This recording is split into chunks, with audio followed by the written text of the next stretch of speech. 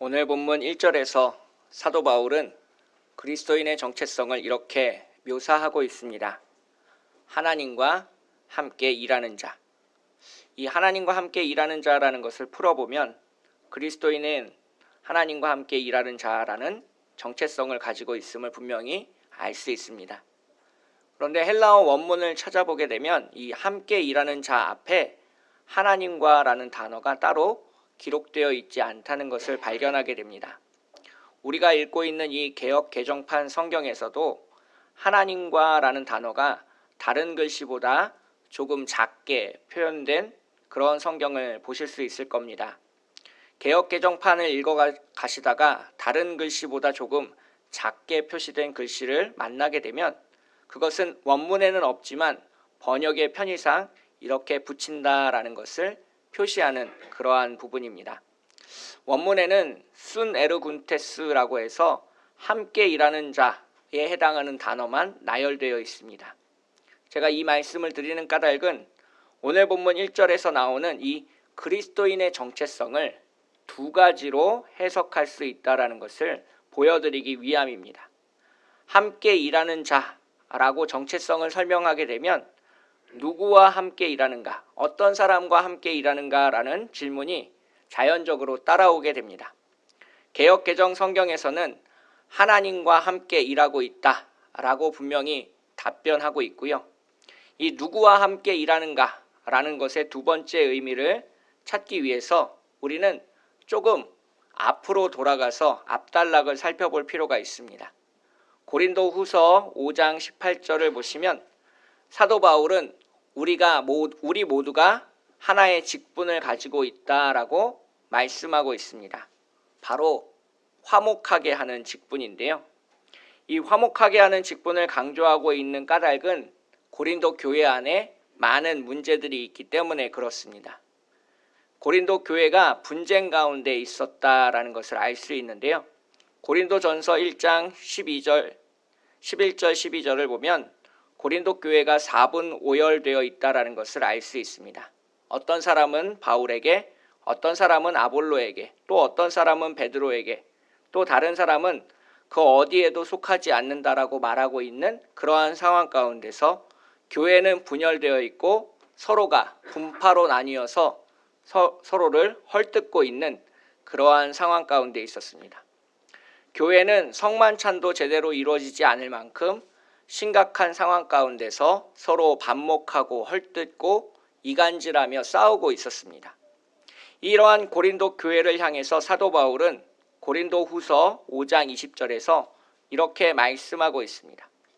우리가 그리스도를 대신하여 사신이 되어 하나님이 우리를 통하여 너희를 권면하시는 것 같이 그리스도를 대신하여 간청하노니 너희는 하나님과 화목하라. 이 하나님과 화목하라는 말을 풀어보면 그만 좀 싸우라는 겁니다. 하나님과 화목하기에 앞서서 해야 하는 것이 있는데 바로 그것이 형제 자매 이웃과 화목하는 것이기 때문에 그렇습니다. 예수님은 마태복음 5장에서 형제 자매와 화목하는 것에 대해서 이렇게 말씀하셨습니다.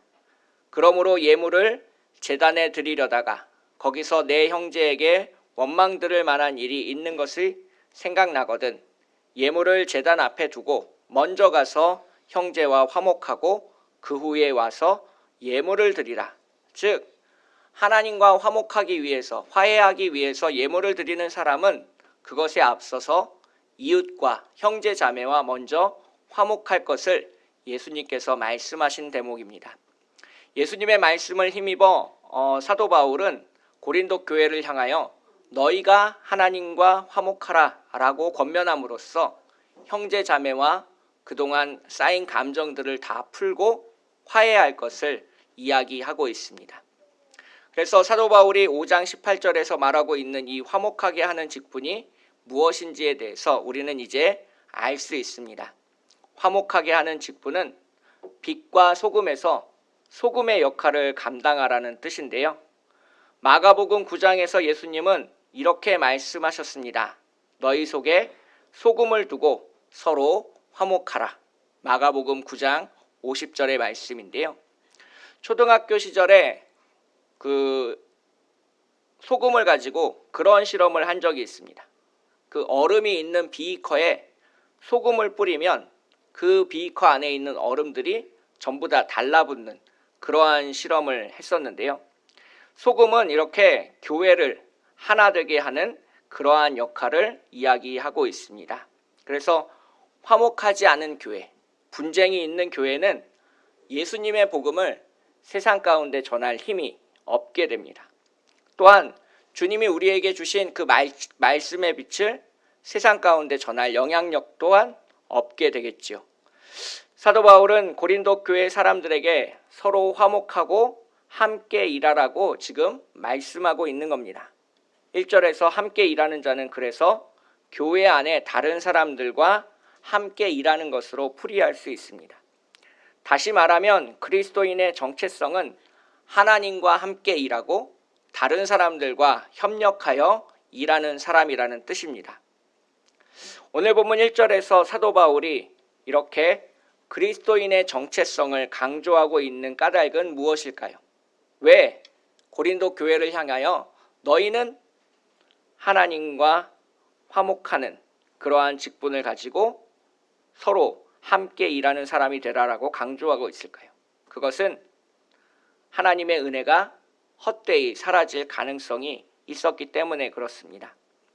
오늘 본문 2절을 보시면 보라 지금은 은혜 받을 만한 때요, 보라 지금은 구원의 날이로다라고 말씀하고 있습니다.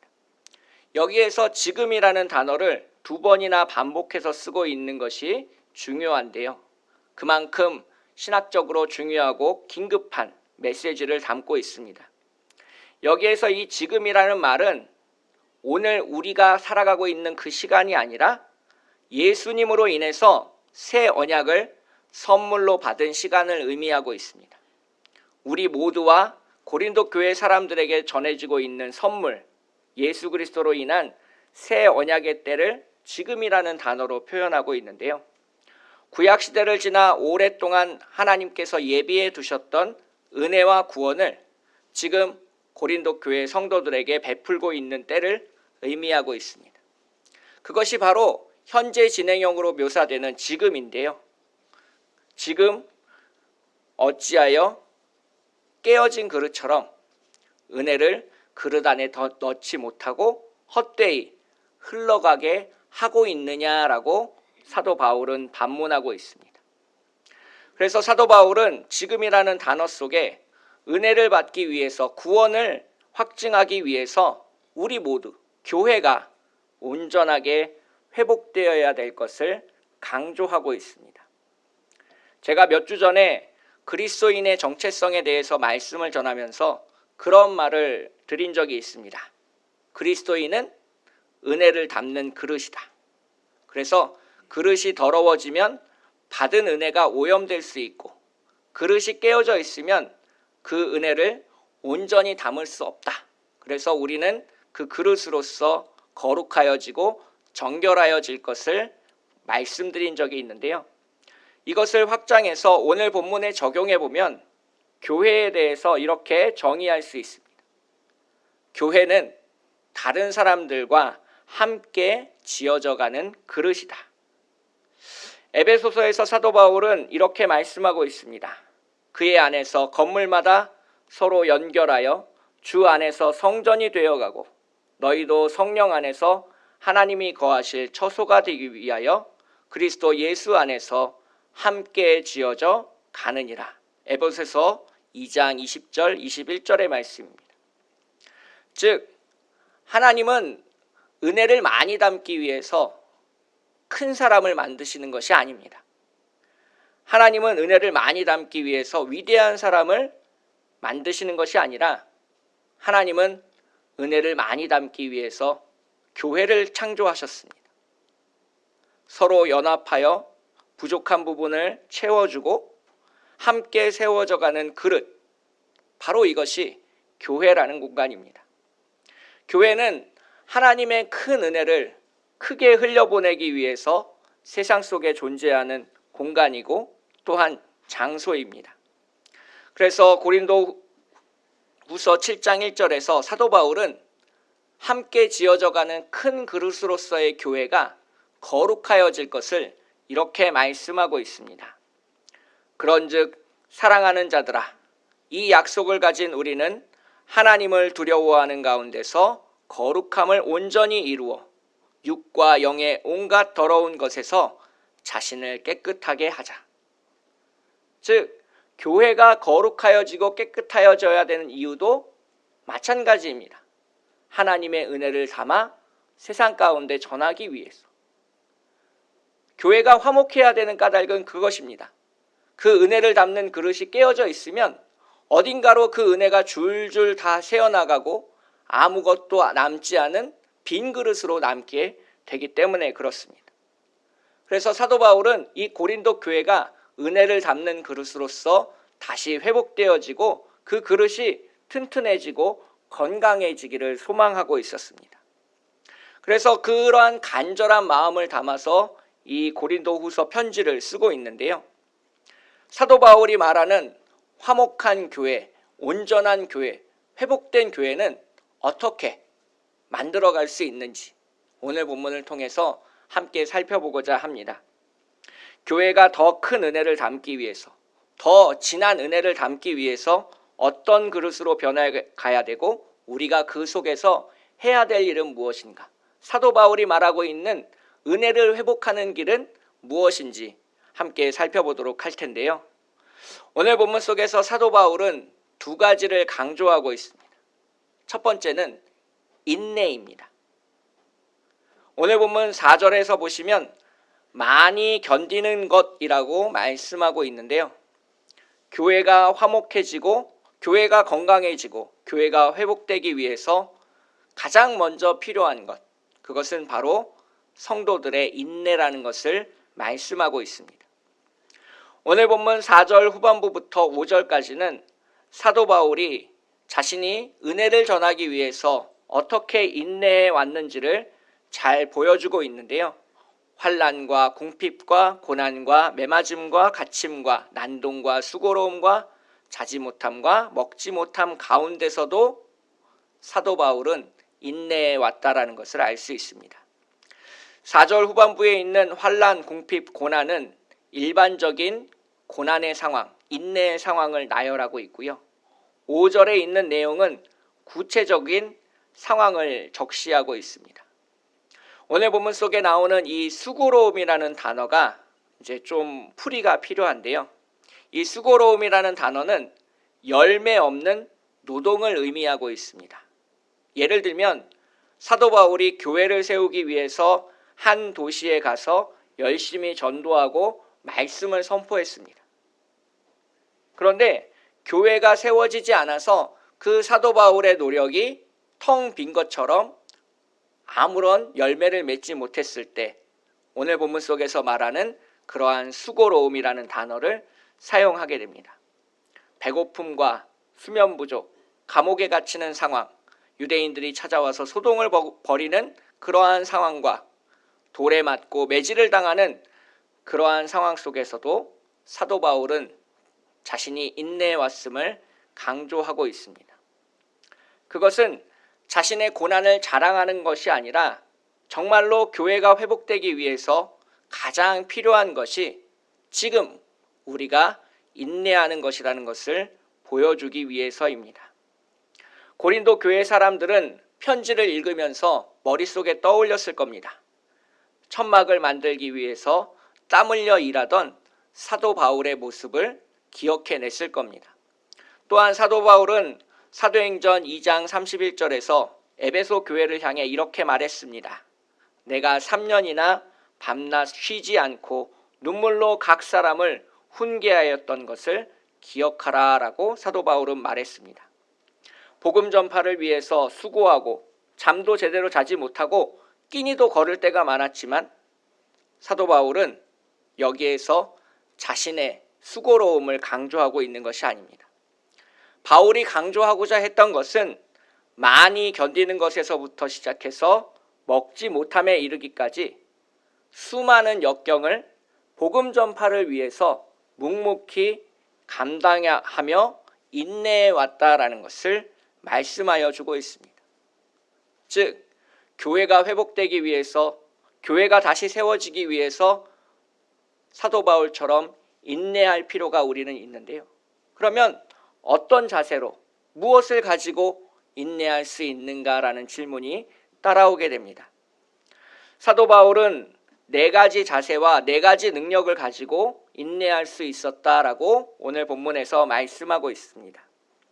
6절에서 나타나는 사도 바울이 인내하는 자세는 4가지입니다. 깨끗함과 지식과 오래 참음과 자비함입니다. 이 개역개정 성경에서 깨끗함으로 번역된 하그노테스라는 단어는 목적이 매우 순수하다는 것을 의미하고 있습니다. 이 깨끗하다라는 말은 자신을 높이거나 많은 이윤을 남기기 위해서가 아니라 정말로 복음 전파라는 순수한 목적을 가지고 사람들을 만났고 교회를 세워왔다라는 것을 의미하고 있습니다.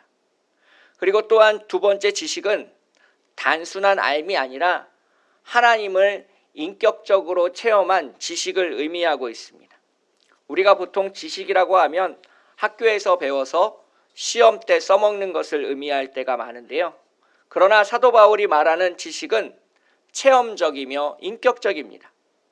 하나님을 알게 하는 지식이라는 그런 의미에서 세상적인 지식과는 분명히 다른 결을 가지고 있습니다. 다음 3번째로는 오래 참음이라는 건데요. 4절에 있는 많이 견디는 것과 같은 의미를 갖고 있는 것 같이 보여서 헷갈리기도 합니다. 하지만 자세히 보면 조금 다른 의미를 가지고 있는데요. 4절에서 견디는 것에 해당하는 헬라어는 휘포모네라는 단어입니다. 이것은 고난을 이겨내는 용기와 끈기를 의미하고 있습니다. 즉 어떤 상황 속에서도 그 고난을 이겨내기 위해서 자신의 마음속에 용기를 불태우고 끈기로 인내하는 것을 이제 많이 견디는 것이다 라고 번역했다면요. 6절에 나와 있는 이 오래 참음은 사람과 사람 사이의 관계에서 오래 참음을 의미하고 있습니다. 누군가 나를 때려서 상해를 입거나 악한 행동에 의해서 화를 내야 되는 상황 속에서 화를 내지 않고 견디는 것을 의미합니다. 예를 들면 누군가 나를 미워해서 내 차를 고의적으로 파손시켰다는 것을 알게 되었습니다. 누가 파손했는지도 알게 되었고 왜 그렇게 했는지도 알 수 있게 된 그런 상황 속에서도 소송을 벌이거나 화를 내는 것이 아니라 화목하기 위해서 오래 참는 것을 의미하고 있습니다. 마지막으로 이 자비라는 단어는 다른 사람에게 베푸는 친절과 관용을 의미하게 되는데요. 여기에서 매우 흥미로운 점은 오래 참음과 자비가 같이 나타난다는 겁니다. 갈라디아서 5장을 보시면 거기에 성령의 9가지 열매를 언급하는 장면에서도 오래 참음과 자비는 같이 연달아서 나옵니다. 이 고린도 후서를 주석하는 분에 따르면 오래 참음과 자비는 그것이 함께해야 효과가 온전히 나타나기 때문일 것이다 라고 추측하고 있습니다. 즉 어떤 한 사람이 변화되고 어떤 한 교회가 변화되는 것을 우리가 눈으로 지켜보기 위해서는 그 사람이 혹은 그 상대방이 나에게 해를 입힌다고 할지라도 그것에 대해서 분노하거나 화를 내는 것이 아니라 오래 참고 견디면서 그 사람에게 친절과 자비를 베푸는 온유한 마음이 있을 때에만 한 사람이 바뀌고 한 교회가 바뀌고 한 공동체가 바뀔 수 있다는 것을 의미하고 있습니다. 정말 사도 바울의 인내를 생각하면 인간이 할 수 없는 그러한 경지인 것 같습니다.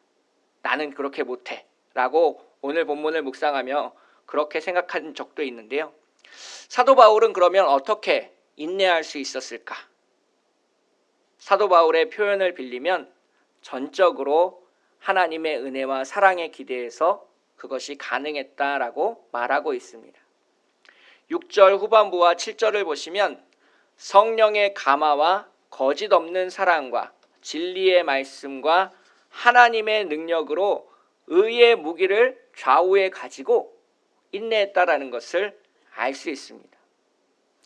즉 하나님의 일을 감당하는 일꾼으로서 사도 바울은 자신 속에 있는 에너지를 가지고 인내한 것이 아니라 하나님이 우리에게 부어주신 은혜와 사랑을 가지고 그 역경과 고난을 이겨내 왔다라는 것을 이야기하고 있습니다. 즉 주님의 말씀을 묵상하며 거짓 없는 사랑을 베풀며 정말 의의 무기를 두 손에 들고 열정적으로 하나님 앞에 섰을 때 정말 자신이 할 수 없었던 그 인내를 감당할 수 있었노라라고 사도 바울은 이야기하고 있는 것입니다. 고린도 교회가 온전한 그릇으로 회복되기 위해서 한 공동체가 정말 다시 서기 위해서 가장 필요한 것이 바로 이런 인내라는 것을 보여주고 있습니다. 또한 마지막으로 사도 바울은 그렇게 인내하는 마음과 또 하나 더 필요한 것이 있는데 그것은 마음을 여는 열린 마음입니다. 오늘 본문 11절을 보시면 고린도인들이여 너희를 향하여 우리의 입이 열리고 우리의 마음이 넓어졌으니 13절 마지막을 보시면 너희도 마음을 넓히라. 즉 사도 바울의 그 전한 말씀을 자신의 의도에 맞게 곡해하거나 바꾸거나 거절하는 것이 아니라 정말 순수한 마음으로 전해지고 있는 하나님의 말씀을 있는 그대로 열린 마음을 가지고 받아들일 수 있어야 된다는 것을 강조하고 있습니다. 지금 이 고린도 교회 안에서 사도 바울을 미워하는 사람들은 사도 바울을 폄훼하고 욕하고 비방하는 목소리가 넘쳐나고 있었습니다. 예를 들면 그는 우리를 속이는 자다. 그는 이름이 없는 자다. 그는 징계를 받은 자다. 그는 근심하는 자다. 그는 가난한 자다. 그는 아무것도 가지지 못한 자다라는 손가락질과 비방이 고린도 교회 안에 바울을 향해서 가득한 그런 상황이었습니다.